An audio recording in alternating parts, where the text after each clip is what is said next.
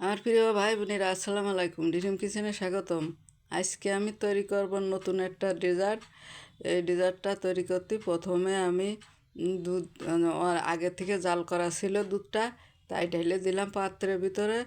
দিয়ে এখন নেড়ে ছেড়ে একটা বলক আসলেই আমি আস্তে আস্তে দিয়ে দেব গুঁড়ো দুধ, চিনি।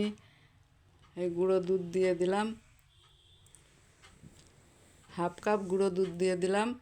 আর দিয়ে দেবো হলো চিনি এক কাপ চিনি দিয়ে তারপরে ভালো করে নেড়ে ছেড়ে আমি কাস্টার্ড পাউডার গুলিয়ে রেখেছিলাম ওইটা দিয়ে দেব। একটু চিনিটা দিয়ে একটু নেড়ে ছেড়ে দুধের সাথে মিশিয়ে তারপরে আমি কাস্টার্ড পাউডারটা দিয়ে দেব। এভাবে আপনারা বাসায় বানিয়ে খেয়ে দেখবেন, অনেক মজার একটা রেসিপি, খুবই সুন্দর লাগে এই রেসিপিটা। এখন কাস্টার্ড পাউডার গুলানো ছিল আগের থেকে, ওইটা এর ভিতরে ঢেলে দিয়ে ভালো করে তাড়াতাড়ি নাড়তে হবে, না এবার দলা পেকে যেতে পারে। ভালো করে সুন্দর করে নাড়তে হবে, ওই গরমে দলা পেকে যেতে পারে। কাস্টার্ড পাউডারটা গরম পানিতে দিয়ে গুলানোই যাবে না, ওটা ঠান্ডা পানি দিয়ে গুলাইয়ে তারপরে ঢেলে দিতে হবে, না হলে গরমটাই দিলেই দলা পেকে যাবে আর হবে না।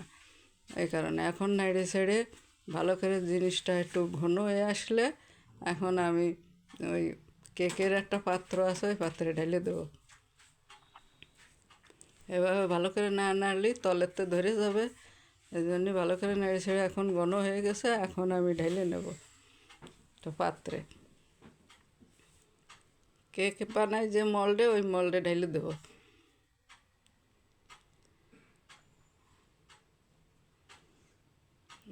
সুন্দর হয়েছে। এখন একটু ঠান্ডা হলে ফ্রিজে রেখে দিয়েছিলাম 1 ঘন্টা, ফ্রিজিতে বাইর করে এনে আমি এই প্লেটে ঢেলে দিচ্ছি। অনেক সুন্দর হয়েছে মাশাআল্লাহ। এখন আমি এর উপরে একটু গুঁড়ো দুধ ছিটিয়ে দেব, দিয়ে তারপরে একটু বাদাম গুঁড়ো করা আছে ওইটা দিয়ে দেব। অনেক সুন্দর মজার একটা ডেজার্ট হয়েছে। এই খাতে খুবই মজা, বাচ্চাদের জন্য খুবই পছন্দ, বাচ্চারা করবে এই খাবারটা, বড়রাও খাবে। এখন আমার গুঁড়ো দুধটা দেওয়া হয়ে গেছে, এখন আমি বাদাম আগে থেকে বাদাম গুঁড়ো করে রাখছিলাম দিছি। আপনারা চাইলে কাজু বাদাম দিতে পারেন। এভাবে দিয়ে এখন আমি আপনাদেরকে হালকা করে একটু কেটে দেখাবো। অনেক সুন্দর হয়েছে জিনিসটা, খুবই সুস্বাদু হয়েছে। এভাবে বানিয়ে আপনারা খাইয়ে দেখবেন, খুবই একটা ভালো খাবার।